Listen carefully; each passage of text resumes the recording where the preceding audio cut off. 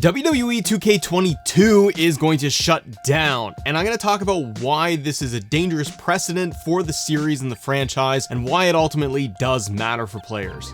Now let's start by just talking about how we're probably all playing 2K23, and very few of us are actually playing 2K22 at this point. It's late in the year, for God's sakes, we're already looking at 2K24, ladies and gentlemen. So this isn't so much about whether people are playing the game or not, it's what it really means ultimately long-term with the wrestling franchise. And why I feel it's a really unhealthy move for the industry, and why it's not ultimately good for the consumer. WWE 2K Games wrote on their Twitter recently and said, "Attention WWE 2K community," that's us. WWE 2K22 servers will be discontinued as of January 3rd, 2024. All online modes and functions, including online matches and community creations, will no longer be available. But the good news they write for all the players is that now is the perfect time to upgrade to 2K23. Thank you for all your support. This had a lot of people online, content creators, the community in general,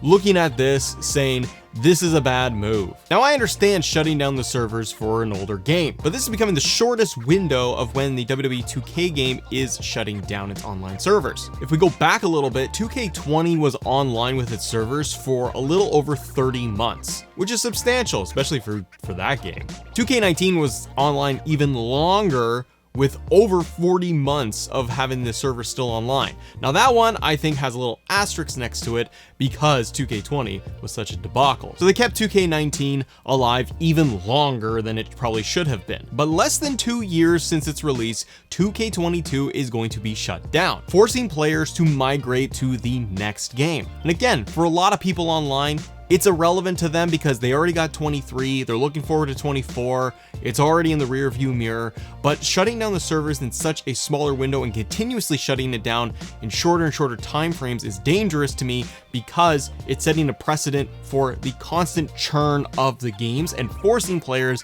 to pick up and buy the next thing. Not everyone wants to buy the next game right away. Not everyone wants to just fork out the full price tag of very, very expensive video games. And even right now, when 2K announced this, 2K22 is more expensive than 2K23. I just looked on the Xbox store, and at least in Canada, for Xbox One, it's $79.99. Now, I know you can find it on sale in other places, but the point is that even on the digital side, you're looking at full price right now. And to contrast that, they just posted that 2K23 is 50% off, which makes total sense just on its own because you're coming up to Black Friday sales, it's late in the season, you're trying to get some final sales out of all of this before it shuts down again, or until 2K24 comes out.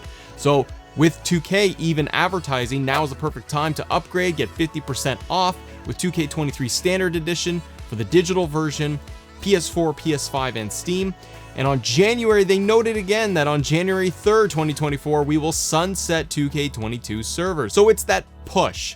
And I find the word upgrade interesting because it turns into much more of a subscription model versus just the regular old video game. And sports games are always found in this really difficult position because they're annualized. Whether it's on the 2K side or it's on the EA side, this model I really don't like. I understand it from a business perspective, why these giant corporations pump out the new sports game or the wrestling game every year, because it makes them lots of money and dummies like me will buy the next one. But in the larger grand scheme of things, pulling it back a little bit further, I think it's a little bit of a problem for the larger game industry, and I think it's a large problem for the WWE and the wrestling games we have. Telling players to go and upgrade from 22 to 23, it really does feel like that because a lot of people, even in comments or on Twitter or wherever, will say that it's just roster updates I'm getting. There's nothing substantially different. This is very much the case in my opinion when it comes to a lot of the sports games. You're getting incremental updates, roster updates, things of that nature. It's nothing very substantial. And I worry that you are pushing and you are forcing the consumer to buy the next product. Again, I get it from the business side. We want you to buy our product. So we're gonna shut down this old thing and make you buy the new thing. I feel it's just in bad taste, and it's not good for the consumer. People want to be able to download, play, use online community creations. There is still a number of people that still play within the Steam numbers every single day for 2K22. Not everyone can afford next-gen consoles or pick up the latest game or want to. They're happy with the current one. And it does mean that they can still play 2K22 offline going forward. But the support window for these games now is getting smaller and smaller, and that's a big problem. And where 2K is positioning it as upgrade, it really feels like you are just buying into memberships every single year going forward, of just every 8 months to 12 months upgrade to the next roster update. And players, we have the choice. We can choose not to buy it, we can choose to wait, but that window of opportunity to be able to play their only wrestling game for WWE with no other competition, it's all in the hands of one company. And without the diversity out there being able to play a WWE game with WWE superstars with any other company, it creates no competition, and players are kind of forced to deal with what's in front of them. The other issue I think we're seeing as well, not only because the online servers are going to shut down, it has to do with My Faction. It's not a popular topic by any means, nah. But players that do play My Faction for 2K22, for example, put in a lot of time. They put in actual dollars and cents to buy and play with the online service that is My Faction every year.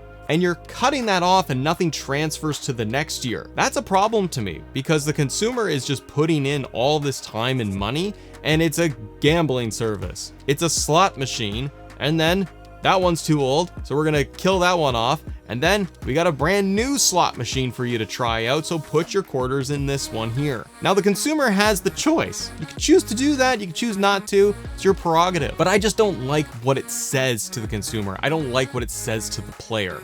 And there's a larger emphasis right now with My Faction, and I do feel one of the things I'm speculating on for 2K24 is that 2K is going to double down with the My Faction aspect of the game. We're seeing this with the late additions that were found online by What's the Status of Scott Steiner, Big Papa Pump Scott Steiner, being added in as a My Faction exclusive, dark version of Alexa Bliss. There's a lot of extra models that are locked to the mode that are going to be exclusives and not in the base game. And it has me concerned because it not only gives players a shorter amount of time to be able to play the game, but they're also looking to be pushed, whether they know it or not, being pushed to get into My Faction, to get into that online service, buy cards, spend real dollars and cents, or grind out excessively to get these unique models that are locked to it, to keep them in the online ecosystem, ultimately paying more money out of pocket, and then 2K quickly